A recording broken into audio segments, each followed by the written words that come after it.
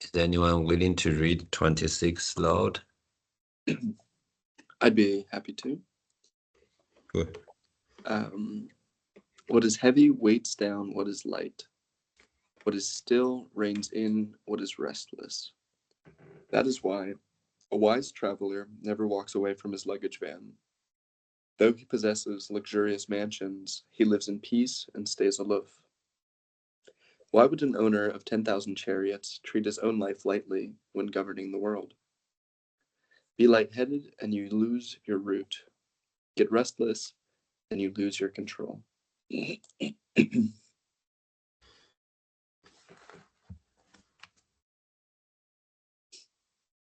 Any question, comments?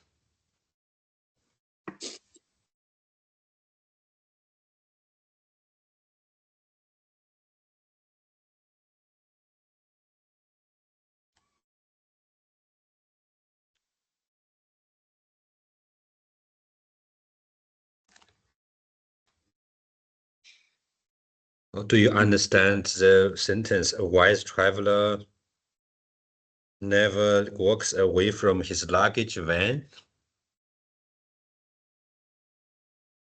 And other translations, this is why sages travel all day without leaving their baggage wagon. And the other translation, and I also have this from Chinese text.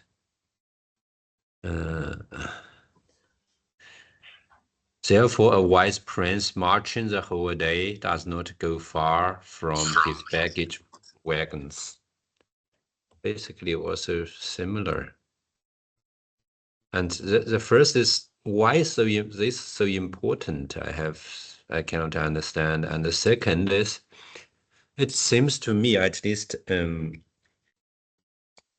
he values the luggage van so much, but directly after he says, even though he possesses luxurious mansions, he lives in peace and stays aloof. So it seems to me that he does not care about the mansions at all, right? So why about care about the luggage van but not the mansion? So I think they both are very heavy. Maybe I can offer a German translation of this part, because I think that one is maybe easier to understand from the book I have here. So here they translated it as: So geht der Weise seinen Tagesweg und trennt sich nie vom Schwierigen. Nochmal, langsamer. So geht der Weise seinen Tagesweg und trennt sich nie vom Schwierigen. Oh. Which is schwierig, and luggage could be like a similar picture. And then the second part: Wird ihm auch Ehre und Achtung zuteil, gleichmütig steht er darüber. Da wird der zweite Teil sehr unterschiedlich übersetzt. Das ist dann but eher the und meaning Ruf. is similar.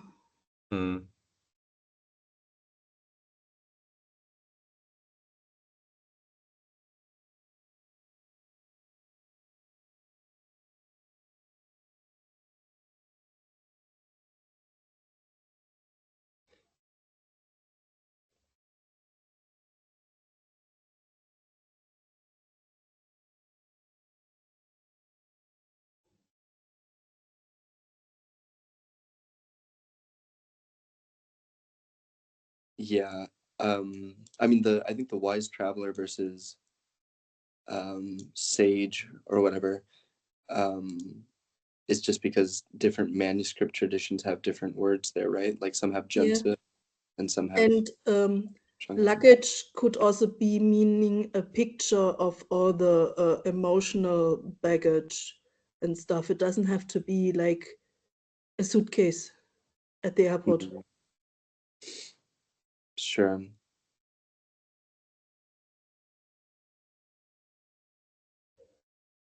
Yeah, I guess it seemed like kind of an ironic passage,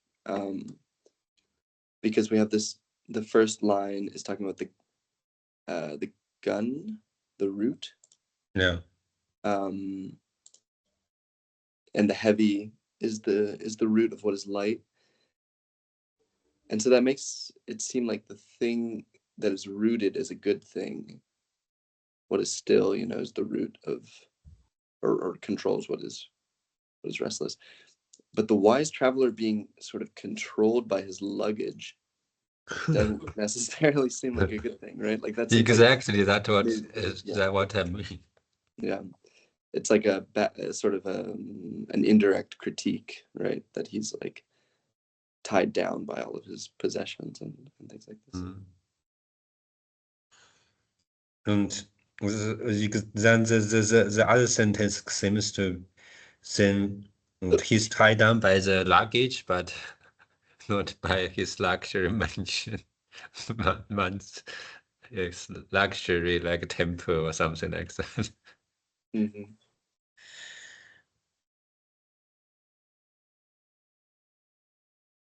Yeah, and I don't really understand the transition between, though he possesses luxurious mansions, he lives in peace and says love, and this, why would an owner of 10,000 chariots treat his own life lightly when governing the world? Because we're getting a contrast between the ruler of a large state and this junta. But I don't understand like where the critique is aimed.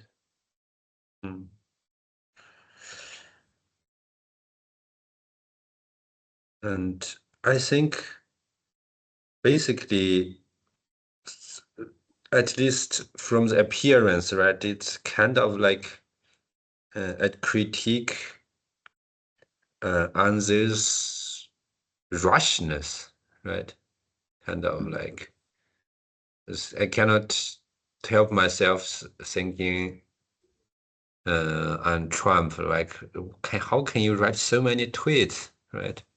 And just every question, do not even think about it, just and then answer or several answer already answer. Or whether he's just like in that case, that feeling. But the problem is, then how can we understand the sentence like, why should an owner of 10,000 chariot, which is kind of like a king or something like that, treat his own life lightly when governing the world, according to this translation? So how can we understand that it's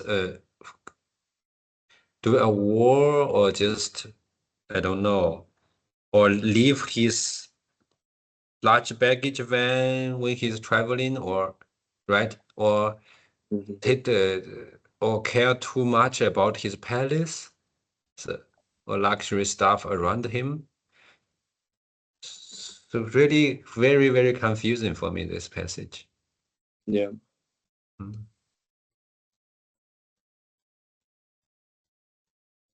Maybe the part with the 10,000 chariots gets more explained if you use the last two lines. So if you treat your life lightly, how can you govern the world? And then it says, be lightheaded and you lose your root. Get restless and you lose your control. So if you take everything lightly in life, maybe those lines are connected. What does that mean? Then leichtsinnig, right? If a German word is really good there, maybe a critique on leichtsinnig. No, lightheaded is more like taking something easy. Yeah.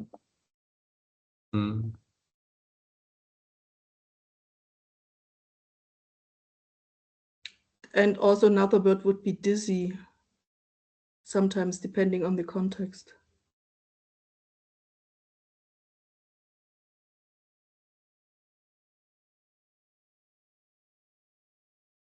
Or you could also say, there's a German saying, hat den Kopf in den Wolken.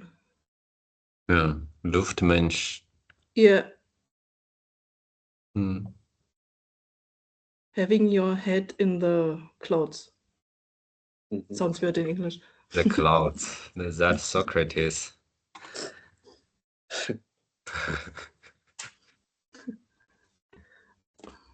Yeah, I guess I'm thinking about the earlier passage about roots and how a return to the root is the way that a plant sort of regenerates itself. But it seems like then also like a going forth from the root is part of a plant's life cycle. And I guess it just surprised me. I mean, of course, Laozi is free to use metaphors or images in different ways, but on the basis of the previous use of the image, it made me expect that, you know, lightness or restlessness or something would be somehow valorized, like seen as worthwhile. I find a very interesting interpretation of the Lord of the River, you know, that guy. So, although it's coherent, although I don't know whether his interpretation of the words correct is. He said the two words "zi" and "zhong," which translate into his luggage van, means the first he means "zi" means quietness or peace. So the second "zhong" is heaviness. So weight. So he just means that's what Laozi want to say is that's why a sage never walks away from his peace and weight. And what is peace and weight? He further explained it's a Tao. And then, so in this way, then the second piece, if a sage does not walk away from the Tao, of course he will not care too much about his palaces, right? And then, a criticize of the whole warlords or whole like those kings at Laozi's time. Why would those kings just so treat his life or his so lightly or so rush?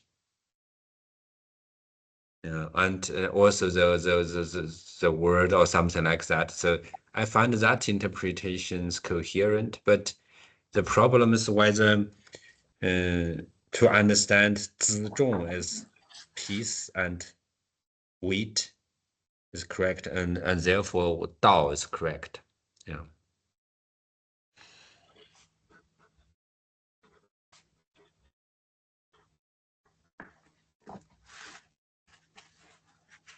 And the root, I think Laozi used a lot, right? For example, he would say, maybe if you go back to a infant, let's go back to the root, or if you go back to the uncarved timber, what's this say, and so on and so forth. Mhm. So yeah, basically.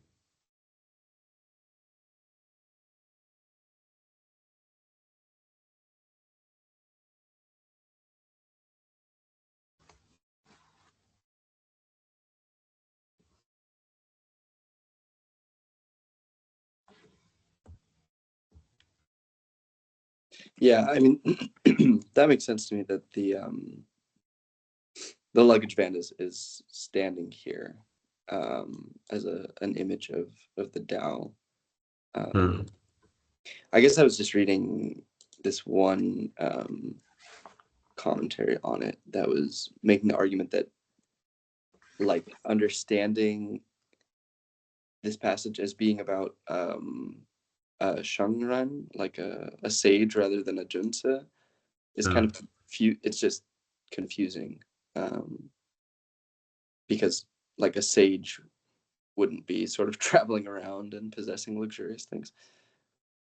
Or yeah, I guess it's just weird that the sage would be explained with these kind of like lowly images, the images of Jensa and ruler and owners of 10,000 chariots and so on. Hmm.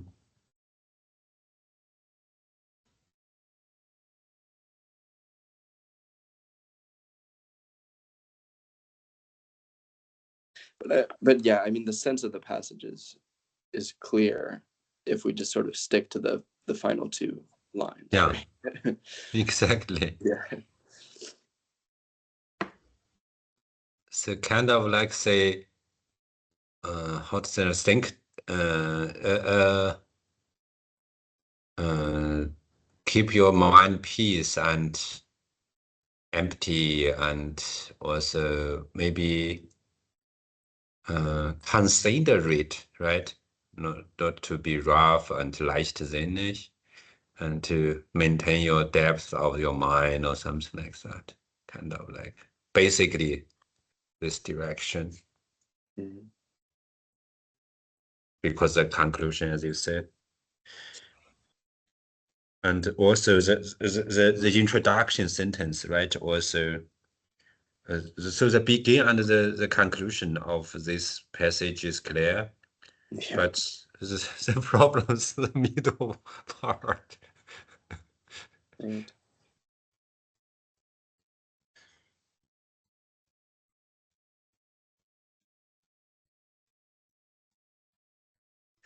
Shall we continue? Yeah, I think I would be ready. 27. Oh, 27, the Chinese is so beautiful, so have a beautiful rhyme somehow. Mm.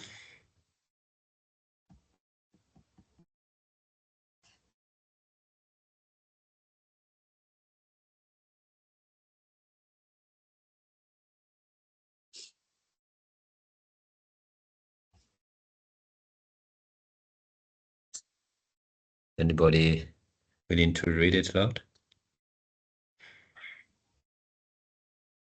I can read the English, especially because Katya's voice is a little under the weather.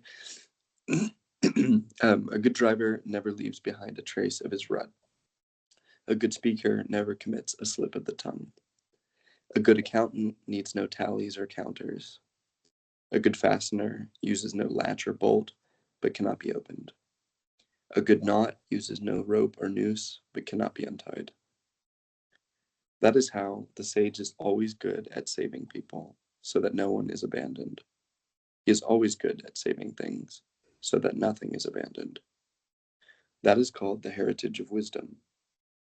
Thus, those who are good are teachers to those who are not so good. Those who are not so good are object lessons for those who are good. If you do not value your teachers, if you do not cherish your object lessons, no matter how knowledgeable, you are totally lost. That is the profound truth.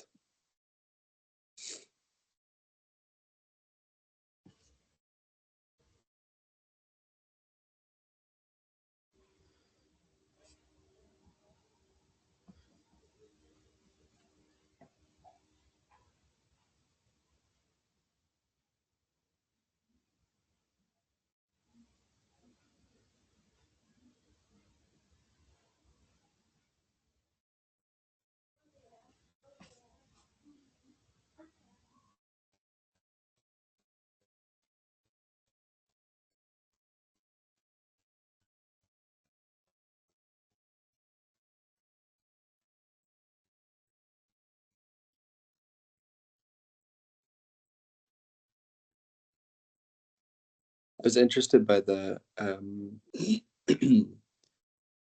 the sort of 5 images that we get, different kinds of activity.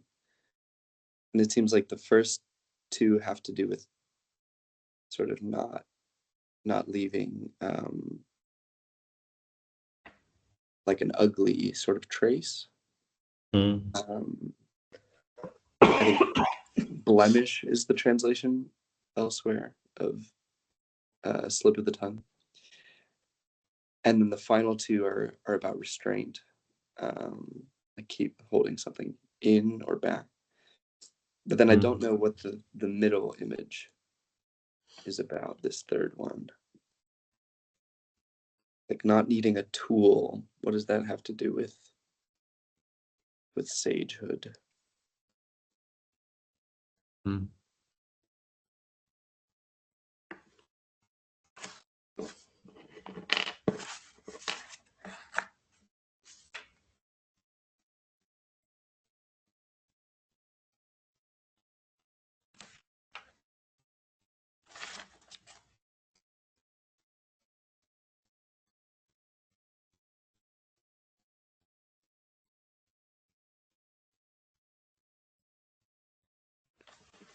The first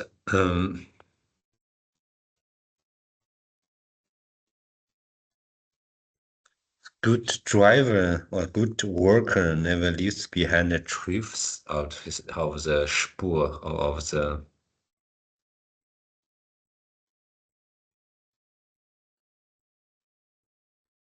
How can we understand that? In fact, it's not. Yeah. And the second one, it's a little bit easier, right? Maybe, for example, who speaks German well does not make grammatic mistake. And that's the most simple image, and maybe also in the right situation, always to the point and care for others, and also have a good effect, like, and so on and so forth, which does not have any problem.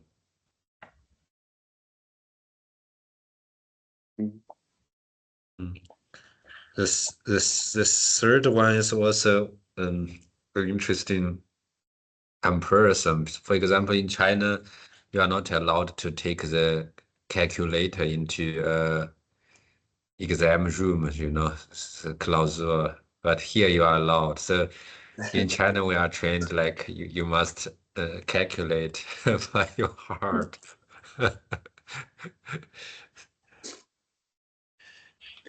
We were even allowed to use a graphic calculator for the A levels. You could program it and Right. stuff. Yeah. So not really Dao-like.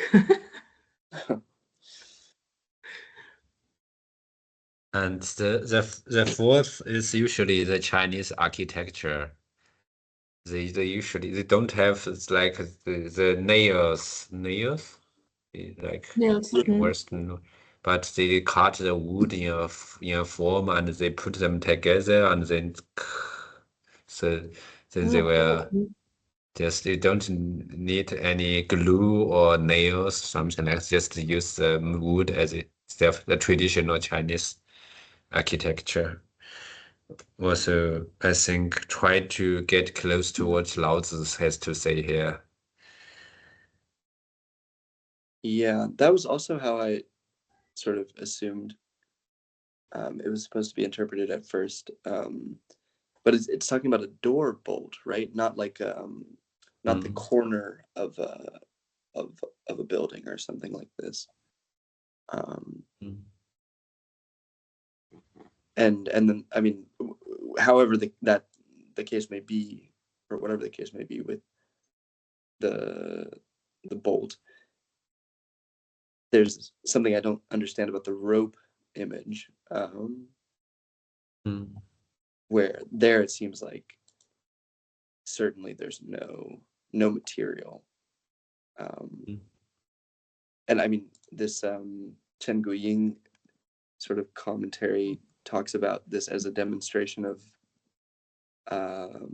Wu Wei again, this non-action. And I mean, that makes some sense, but I guess it's indirect. Mhm. That like a good fastener is a person who doesn't have to use a fastener at all, and a good knot is one that doesn't exist at all, or something like this. At least this is. Mm.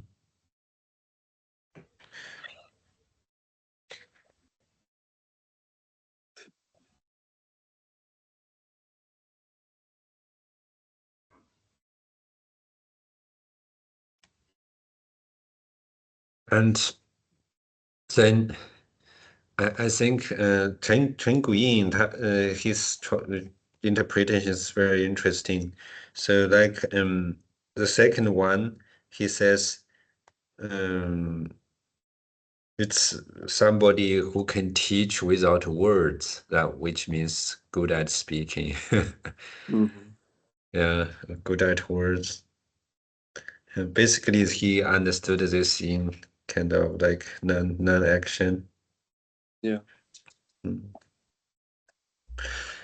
And for me, the two words are kind of like the two conclusions, right? The heritage of wisdom, or the, how to say that, content of wisdom, or that's one, and the other one is the profound truth. Those two words seems to be very important in this passage. Mm. Like the structure seemed to me first use 5 examples, or like the mysterious and at the same time also daily examples, right? And then from these examples, he goes to the sage. The sage, what should they do? That is called the heritage of wisdom. That's the first kind of part, and the second part is the distinction between the good people and the bad people, and come to the second kind of like conclusion, the profound truth. Mm-hmm. Yeah.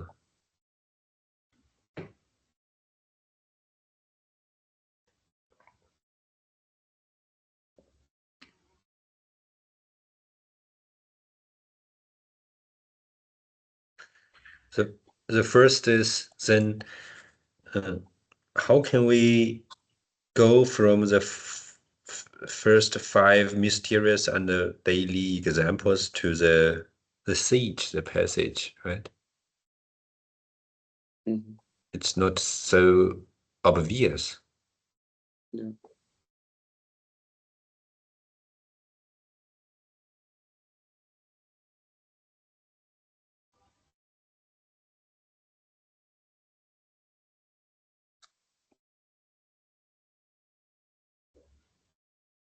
And the last passage is relatively simple. The only is thus. Why thus?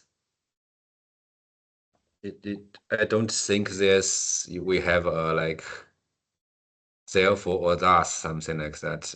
I don't see the passage before can lead to the third passage.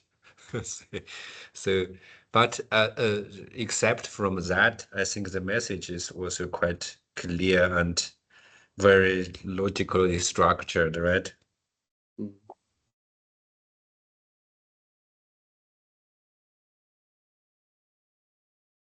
Yeah, I mean, I think it would take a good deal of explication to connect the first 5 images to the description of the sage who saves people and things through this heritage, or this containing of wisdom, or whatever. But I don't know, does it not seem like the teacher's using people who are not so good as lessons for those who are good? is a way of not abandoning anyone. Oh, okay. So then that does make sense, right? So what does that mean? Not abandoning anyone. Then just if he's good, you learn from him. If he's not good, so you learn from his mistake. Yeah, I mean, yeah, that's not a very nice way of being saved for the people who are not so good, but maybe it's, in some way they're involved in goodness.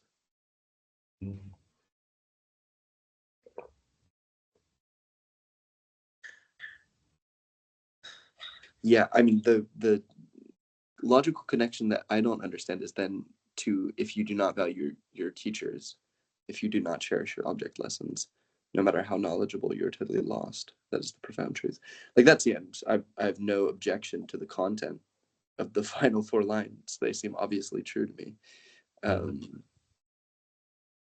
But I'm not entirely sure how this talk about, the good and the not so good gets wrapped into it. I think he means if you are not value your teachers, which means the good people, because the good people are the teachers of the other. And if you do not cherish your object lessons, what's the object lessons? Because those that are not so good are object lessons for those that are good. I think that's what it means.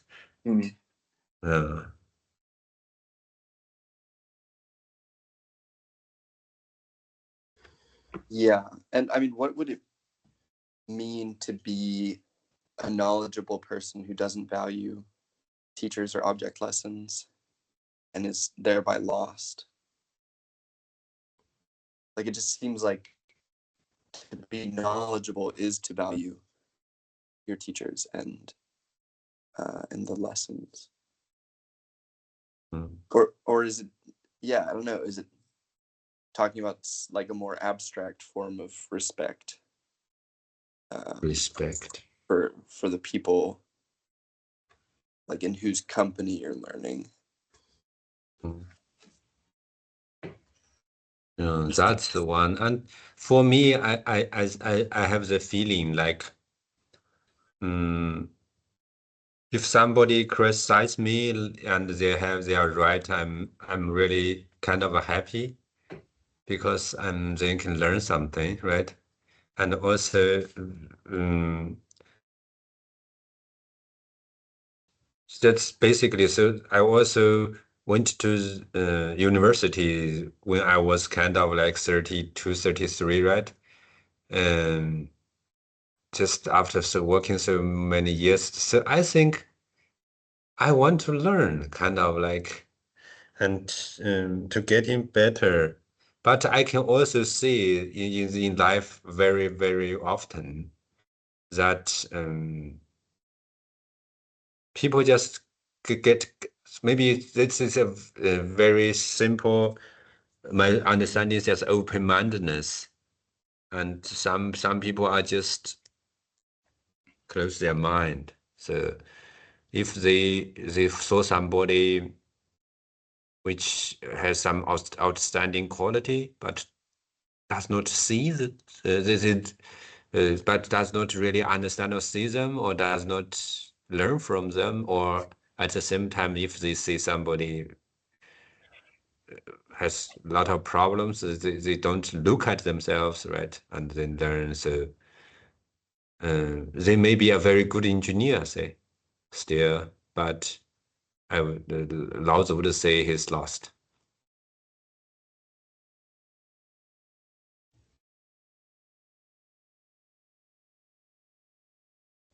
Or maybe a very, very good, say, financial and commercial manager or something like that, right? A very rich guy or owner of a tech company or something like that.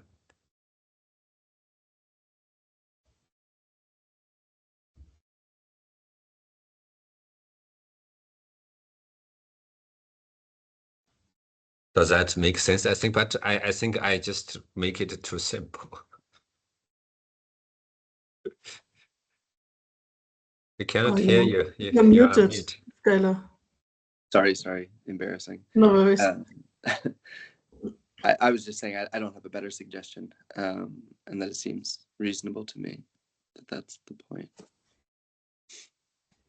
That there's a distinction between like the kind of virtue of being a good student and just the sort of like brute knowledge that you can get by sort of just learning the facts. It's fun. Should we move to 28? 28's a big one. Yeah, let's go.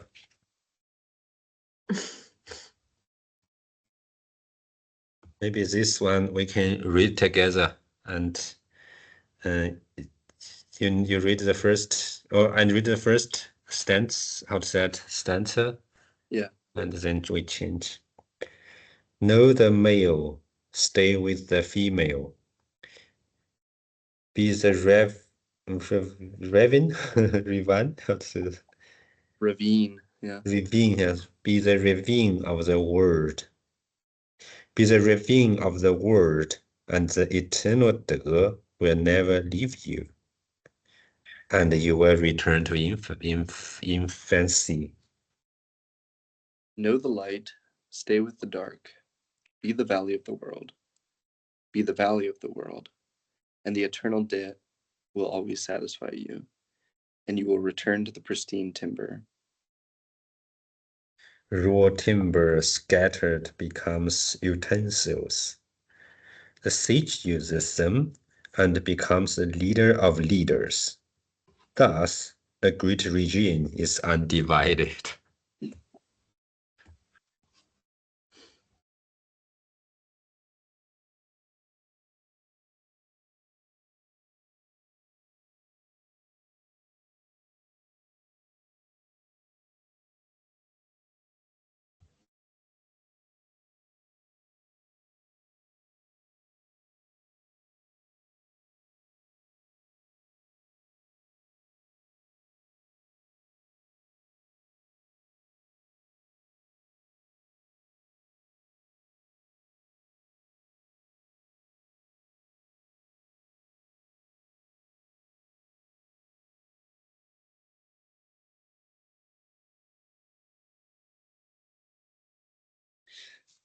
Yeah, I mean, just to start, I saw in the Chen Guying that there's a huge sort of textual issue with chapter 28.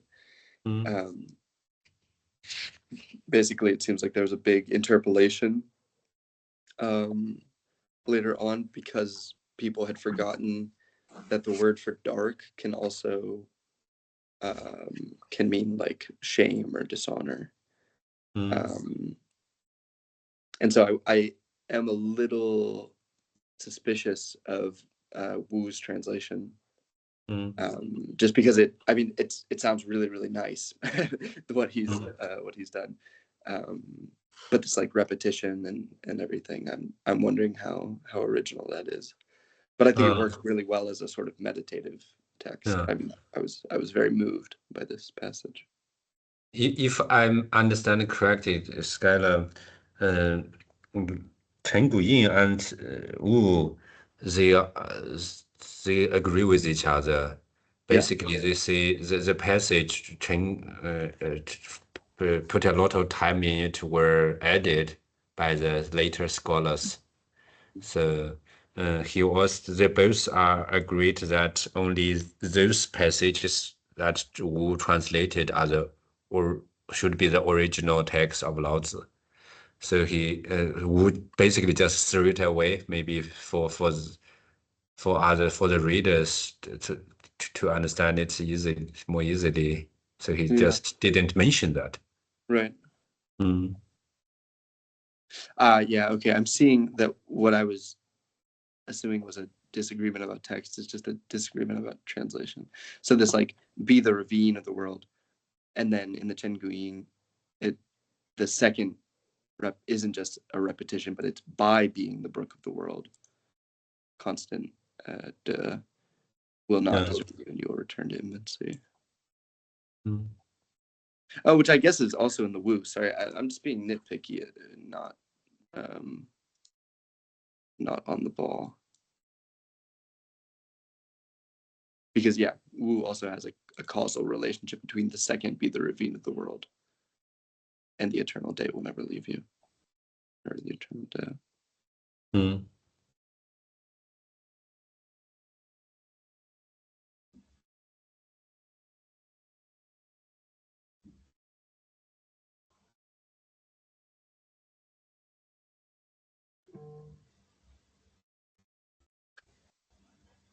I really liked the image of raw timber scattered becoming utensils. Using them. What does that mean? I'm not entirely sure.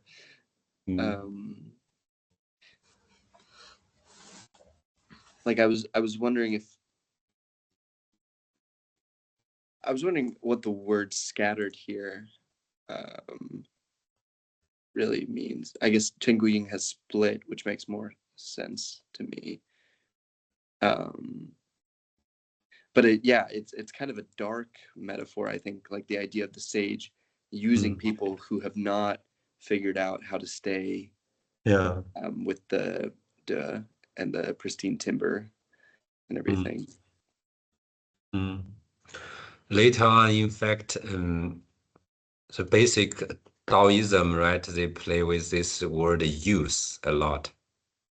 Basically, useless is for example, Zhuangzi's ideal. Like if you have a great use or utility, it's basically kind of like another critique on utilitarian ideas. So if you are an instrument or something like that, then you are being used if you have some utility. But here's really dark, and originally the word use means in Chinese human sacrifice. Etymologically, that's controversial, but a lot of scholars think that way. So yeah, yeah, makes sense to be critical if your idea of using is being sacrificed. Sacrifice, really, literally sacrifice, just human sacrifice. My God, that's really dark.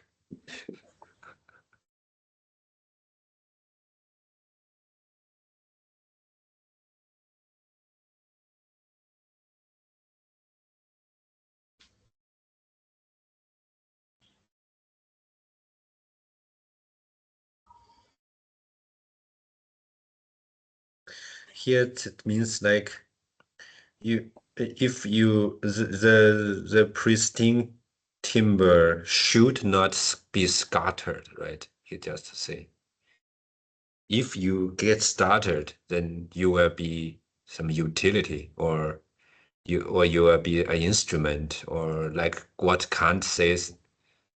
What his word? Mean and goal, right? What's the word? Zweck. Means and ends. Yeah, means and ends. Yes. Yeah. So then you will be a means. And so who use that? The sage. And of course, Laozi is also sometimes critique the idea of sage, right? He basically used the word sage in the whole book positive, but sometimes he also criticized the word sageness or meritocracy or something like that. So the last sentence is so weird for us right now, like the separation of power. Is that a word in English? Like Gewalt, Gewalt, ja, Gewaltenteilung. Gewaltenteilung, yeah, Gewaltenteilung. So here Laozi seems to say, then that's a very bad regime.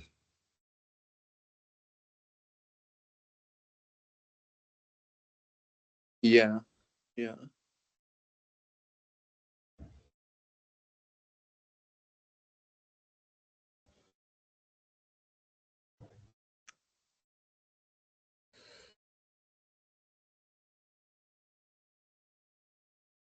Yeah, I mean, we don't have to get too into democratic theory, but I think, at least in the American context, a lot of the separation of powers stuff is based upon the assumption that there's a pre-existing sort of unity to the nation, that there's some kind of shared value system that is holding the country together, even though you have this government which is deliberately sort of weakened, um, deliberately divided, and everything.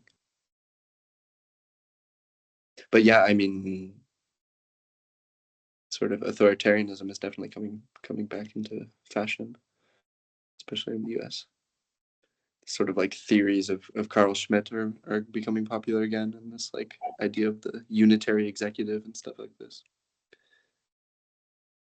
But I don't know if that has much to do with Laozi. So you then you interpret I think that's an interesting thesis. The like what's the English translation? Undivided regime just means here like under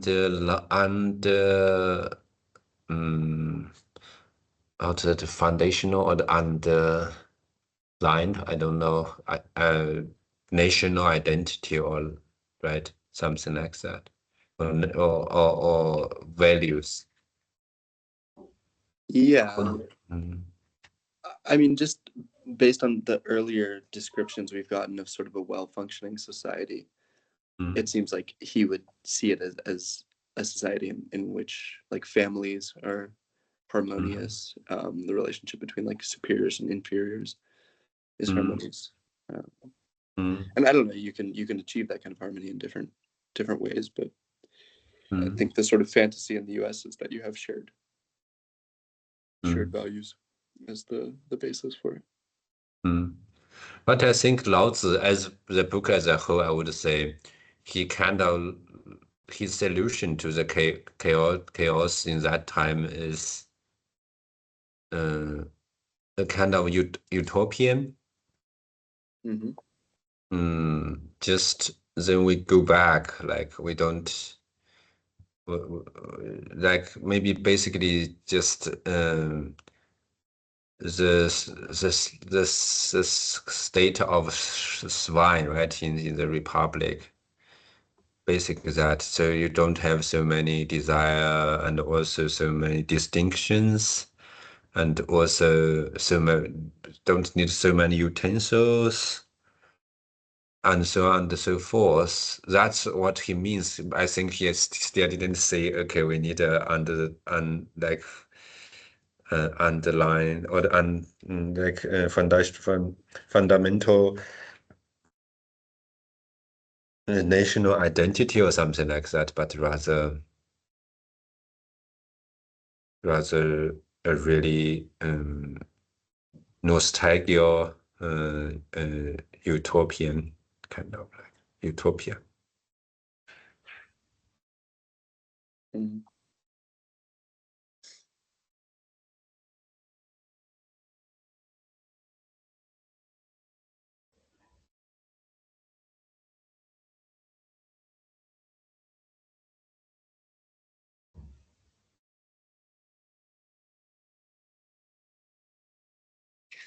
Yeah.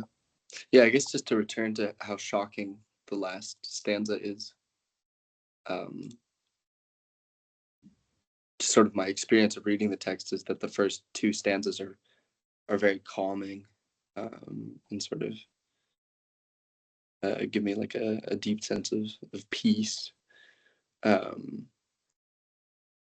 and then to try to imagine coming from this like state of peace into a mentality where you're using people who do not have that sense of peace in order to sort of order your regime or whatever. That's like a difficult jump to make in my head. I think that's only one interpretation, I would say. Sure. He would think I would rather interpret that like this way. He says, but how in our world, those warlords has a sage. Why our world is like this? Because the pristine timber is scattered. So even the smart people are become like instruments or means for the warlords or some people. So these people just use them and make the distinction between them, get away from the pristine timber, and so we are in such a chaotic era. Therefore, and also, therefore, we have a divided regime now everywhere. And therefore, a great region should be undivided, maybe not is undivided, but should be, or is undivided. A great region is undivided, or a region should be undivided, I think, then.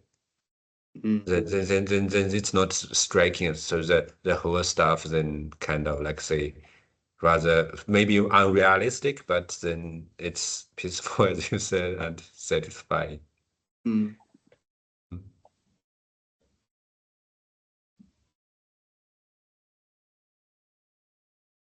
And then this line, the sage uses them, you'd be interpreting a sort of like a healing action into that using.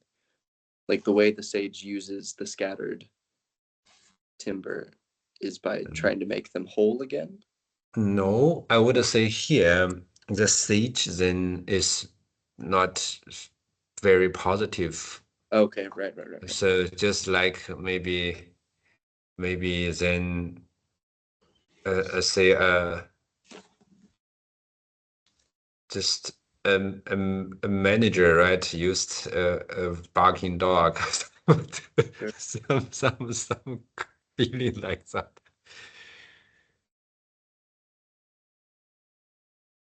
Sure. But then I also have a problem. I read a passage as in Chen Guyin. He argues the usage of the usage of 圣人 or the sage in Laozi as a whole was positive. So like for Zhuangzi, he does not use this word. It's not usually a little bit difficult, but here he says he argues that 圣人 usually positive here. So then my thesis should then is facing difficulty because in my interpretation, this passage is coherent, right, but then the sage here means something negative.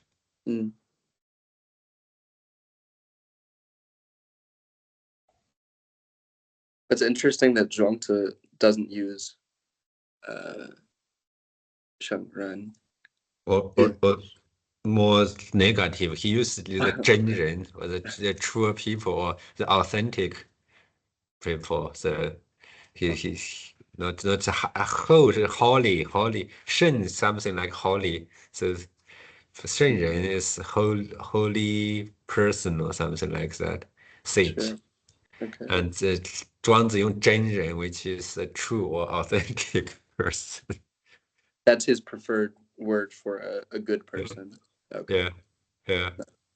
But we will see. I think someday we should also read 庄子. Yeah, That's absolutely.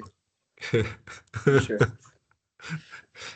I mean, we're not going very fast with the Laozi, but someday, 3, 4, 5 years, we can get to Laozi.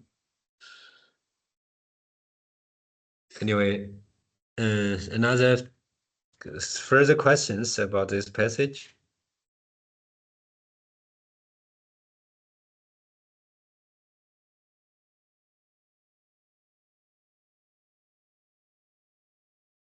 he has also a verb, like rhyme, very well rhymed even today. Maybe in his dialect, at that time, his accent, that would be better. Mm.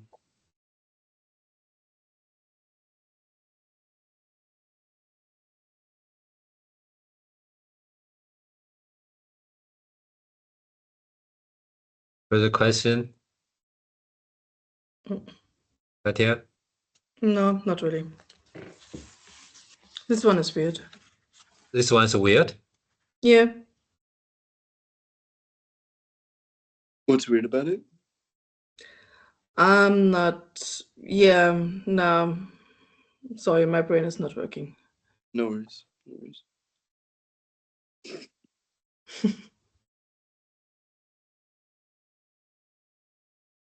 Should we move on to 29? Yeah, sure. Also, we read together, right? Sure. Would you like to begin? Yeah. Wanting to win the world and acting upon it. To me, this is not going to work. The world is a sacred vessel. It cannot be acted upon, cannot be held onto. Those who act upon it will fail. Those who hold on to it will lose. That's why the sage practices non-doing, and therefore does not fail. He does not hold, and therefore does not lose. For some prefer to go on their own, others prefer to follow. Some breathe gently, some blow hard. Some are strong, some fragile. Some self-increment, some self-destruct. That is why the sage refuses to be excessive, or extravagant, or extreme.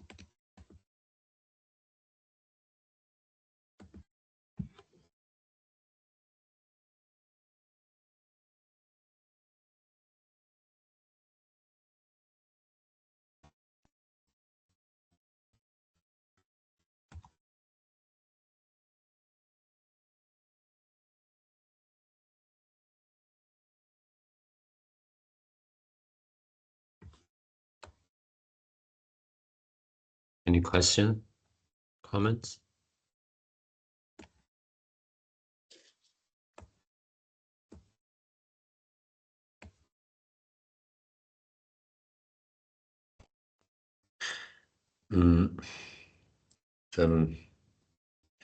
Begin a little bit. I think here he just want to like elaborate a little bit about his political theory, action or non-doing, right? And two words, like the first is to fetch, or to, how to say that, to take, and the second is to action upon it, to act upon it, and to stage. And he's kind of like, this will not end up well. Basically, like, maybe you want to seize. Yes, that's the first word, maybe seize. Seize is better. If you want to seize a neighborhood country, say, maybe like the Russian, that's the case, you won't end up well. Mm-hmm. Right.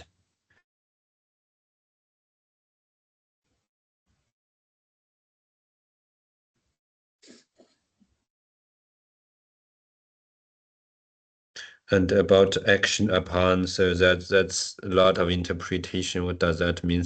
Basically, like a lot of regulations, and a lot of coercion, something like that.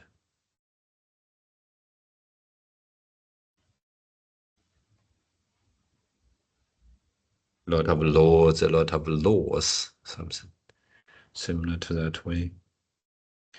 And he explained it. Why? Because the word is the sacred, or maybe divine instrument or vessel. Interestingly, here he also Laozi even he kind of like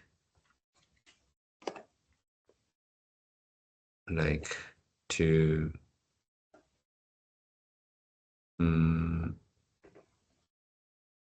grant his most important political theory on the divine on the secret stuff. Why? Why you cannot appoint? Because it's divine. The word is divine, or the state is divine. Mm.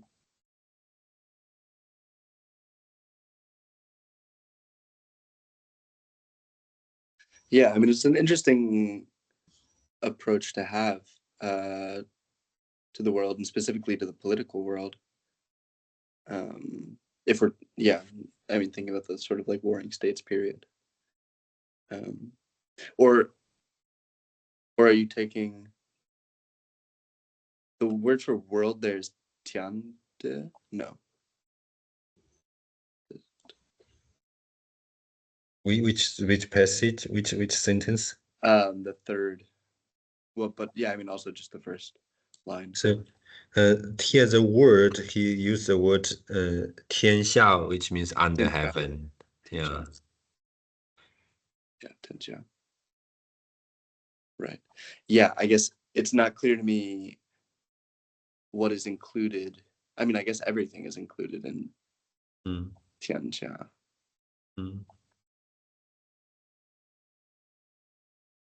But I guess my question is how conservative this political message is.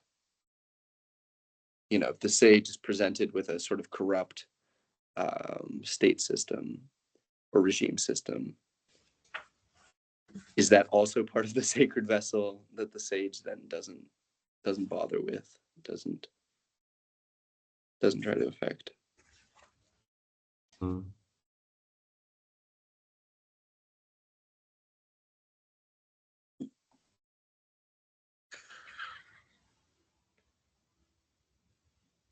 I think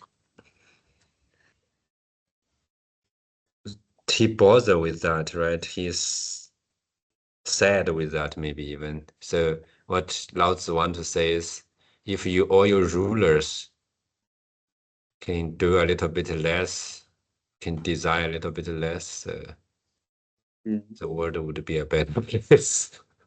Yeah.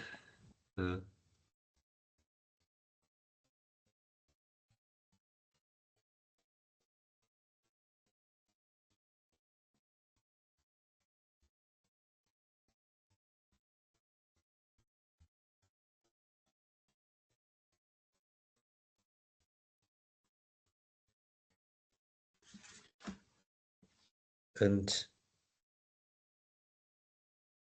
for me, the third and the fourth stanza is a little bit difficult. He kind of says that the world is diverse, right? The people are diverse.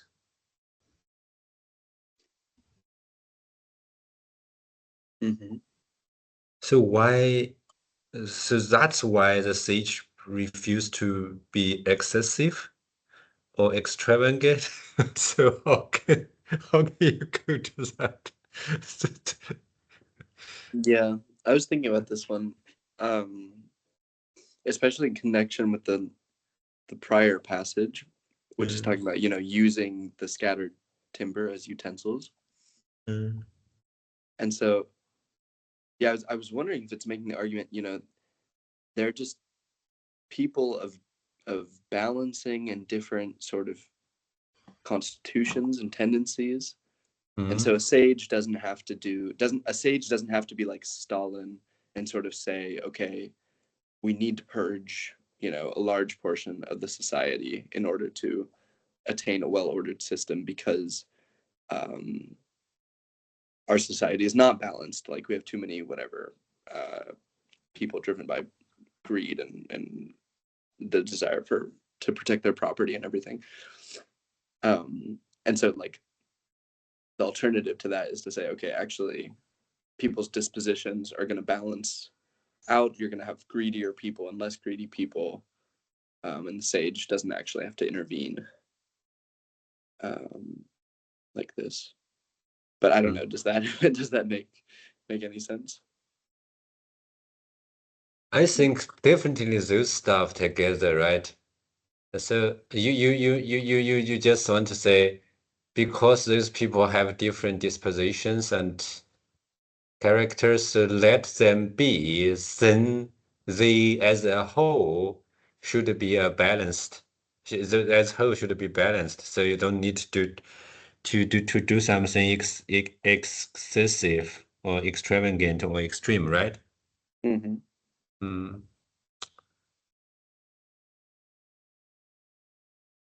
I like that interpretation.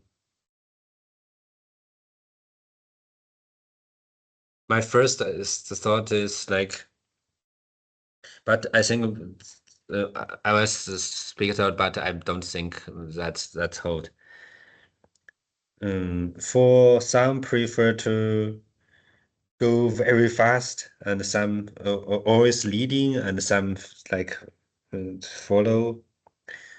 Some very gently, some too hard, some too strong, some too fragile, and so on and so forth, right?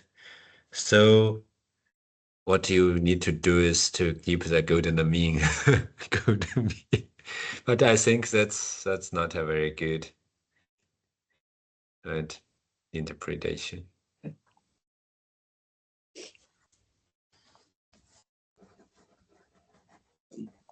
I mean, am I remembering right that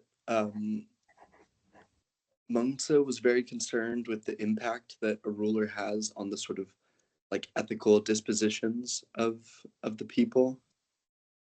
He was, if I remember correctly, there's this line about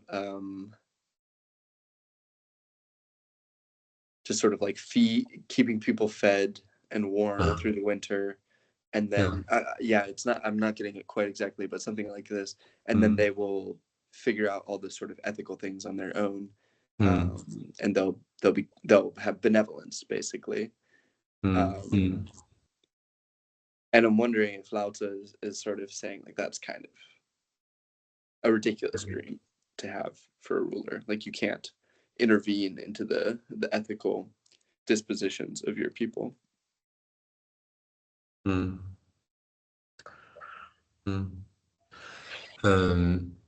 Definitely, I think your like summary of that passage makes sense. Bones basically say, in the wearing period, you cannot expect the people to be very ethical because the life is too hard, material life is too hard. So, what his suggestions like make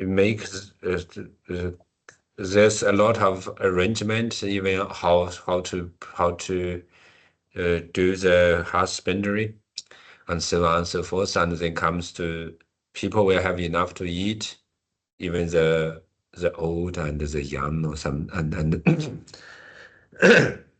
sorry, and after they have to eat, and then you like instruct them, give them good education, and then they will have those values or virtues like benevolence, right? Basically, that's Mengzi's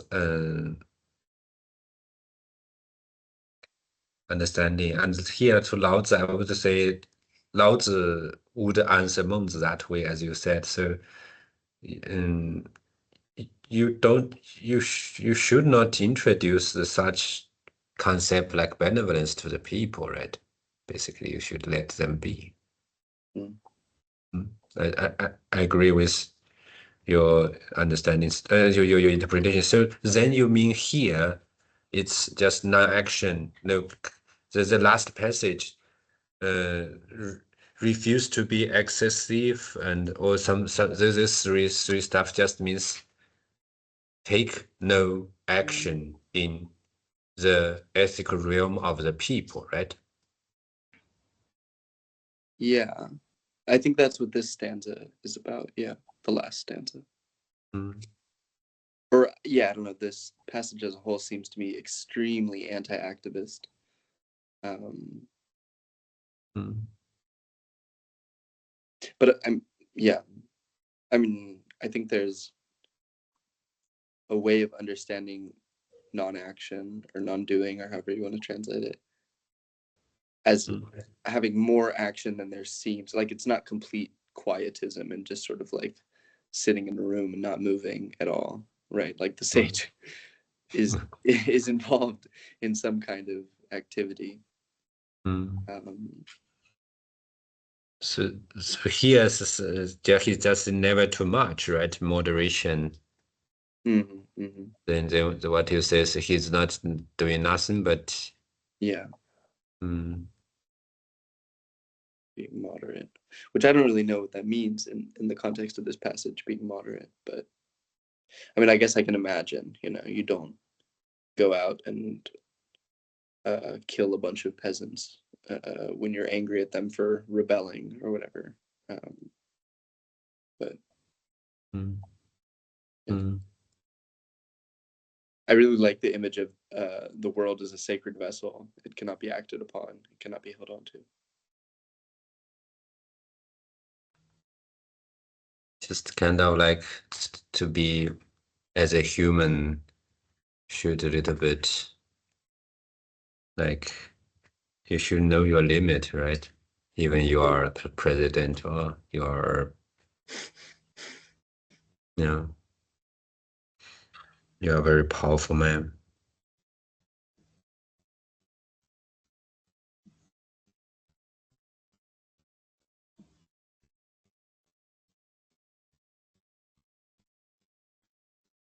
Shall we go a far further passage or stop here?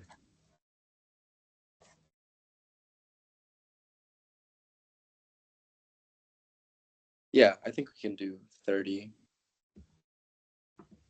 To me, 30 is fairly repetitive of things that we've heard before. Mm. And also rather straightforward, right? Yeah, seemed so to me. Then, Katya, would you like to read a little bit? I can try.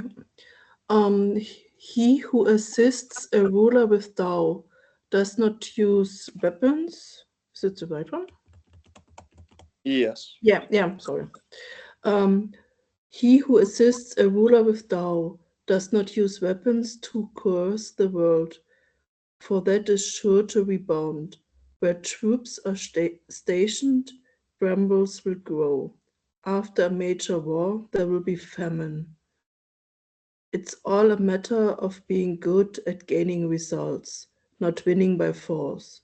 Results gained, yet not arrogant. Results gained, yet not boastful. Results gained, yet not proud. Results gained, yet not reluctance. Results gained, yet not by force. Things that resort to force age fast. That is called going against Tao. Going against Tao brings early demise. Thank you.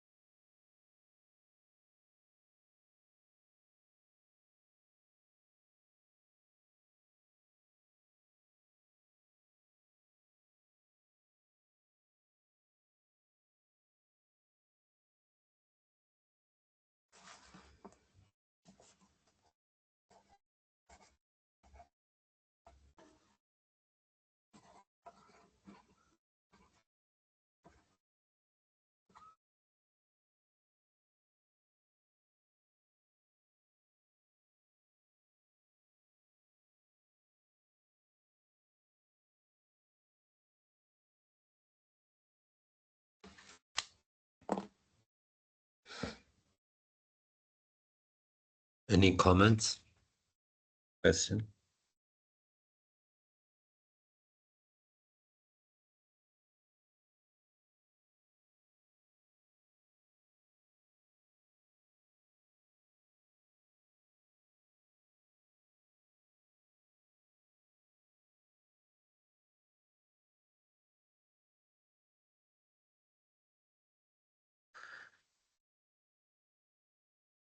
"31 and 30 are kind of like twins. Yeah, they're like intertwined together. Was critic on the wars or military means, Mm. and also like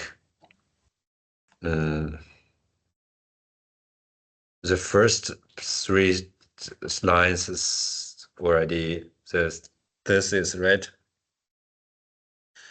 You should not do that because it's short for to rebound. Why? And then it's observations or facts. Just where troops were stationed, brambles will grow, and famine also. And what if you also had a war and you win? And then first is what win means not by force. And then if you really win, then do not boast about. But in fact, every ruler, right, if win a war, then we are, that's how powerful I am. That's due to me or something like that. We fixed those enemies and so on and so forth. A lot of propaganda or some stuff will definitely be there. That I see the second stanza. And then the third is another like philosophical argumentation of the thesis at the very beginning. Refer to Tao. Basically, I understand the structure of this passage.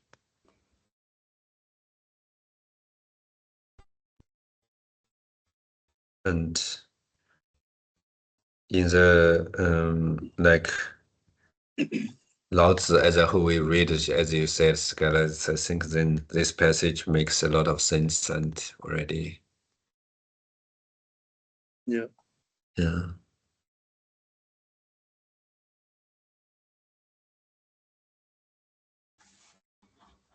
Yeah, I was curious about this word reluctance in the next to last line of the second stanza. Mm. Results gained, yeah, with reluctance. Mm. Maybe we can quickly read 31. There he even say, I think that's how a funeral ceremony is conducted, with multitudes slaughtered. The victory should be treated as a funeral. It's just like, say, don't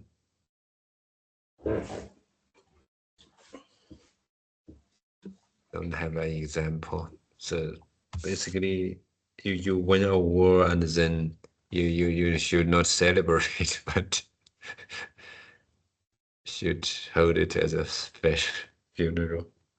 So maybe we read 31 together because it's just related. Yeah. Okay, so okay, so you read the first stanza and then the second. yeah. The fact is that weapons are ominous vessels which people abhor, and those attaining Tao avoid. In times of peace, men of honor esteem the left. When it comes to using arms, they esteem the right. For arms are ominous utensils. but the vessels of men of honor.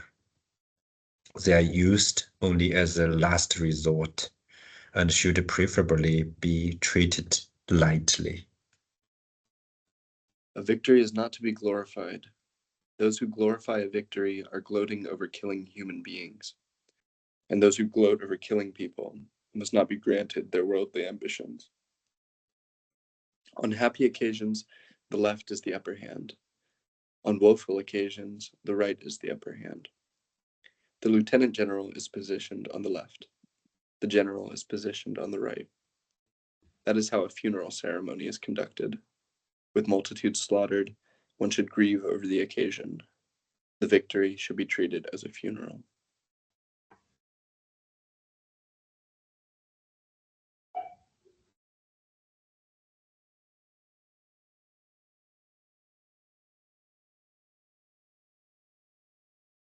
Very convincing, but also very unrealistic. I think I never see military victory being treated as a funeral. The whole human history, maybe.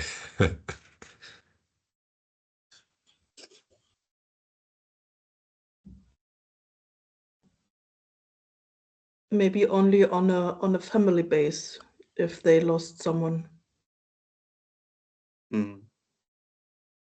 So that's not their victory, you know. No, because for them it doesn't matter if the war is won or not, because they lost someone and the result is second. The loss comes first. But yeah, on a big scale, usually only the victories are celebrated, but not as a funeral. Yeah. So that's the opposite. Yeah. That's also Laozi is criticizing. I think at his time was even more. So he said basically like a rock star says those warlords are just those who gloat over killing people.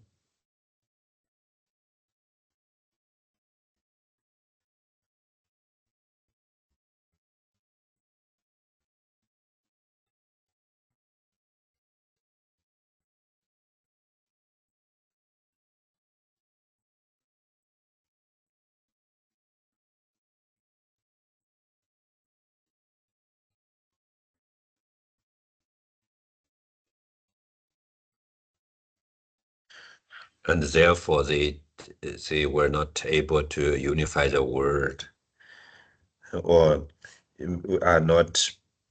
will not be granted their worldly ambitions. But in fact, it turned out China was unified thereafter by a very, the most military nation, the Qin. So Laozi was the one too. Of course, the Qin didn't last long, only 20 years something.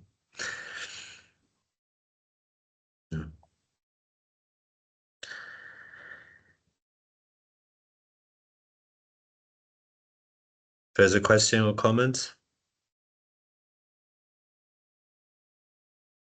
Not for me. So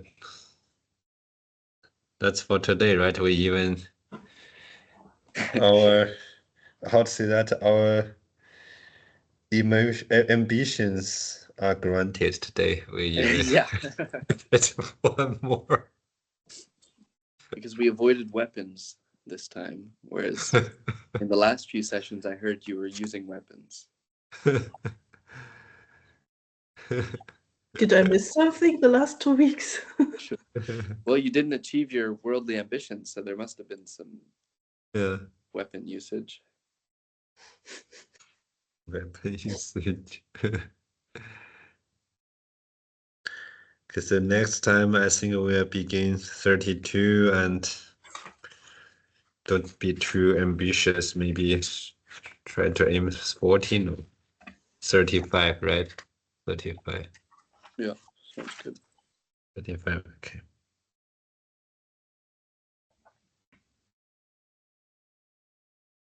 Great. Sweet. Thank you too. I'll see you next week. See Yeah, you see next week. Together. Ciao. Tschüss. Ciao, ciao.